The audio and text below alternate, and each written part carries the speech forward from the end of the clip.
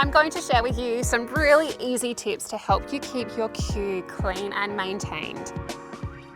Before you fire it up while the barbecue is still cold, it's a good idea to check on that cook box. Use a cook box scraper to scrape down any grease or debris into the drip pan. While you're there, it's a good idea to check on that drip pan. As soon as there is a layer of grease, it's time to change it out with a fresh one, especially if you're cooking those fatty roasts, which we love. If you're worried about the inside of the lid, you can hit it with some Weber Q cleaner.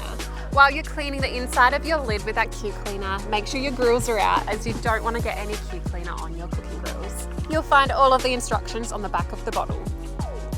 The last thing you need to do before you even think about putting food on that grill is preheating your barbecue really hot.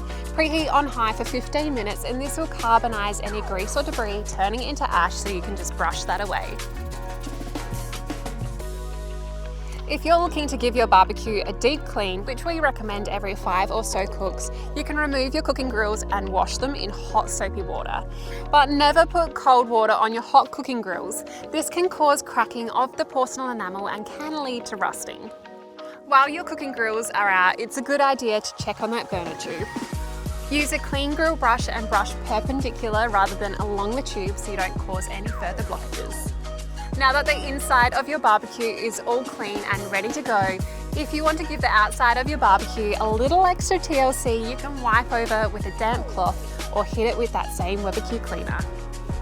See, there you have it. So easy to keep your barbecue clean, looking like new and tasting as good as ever.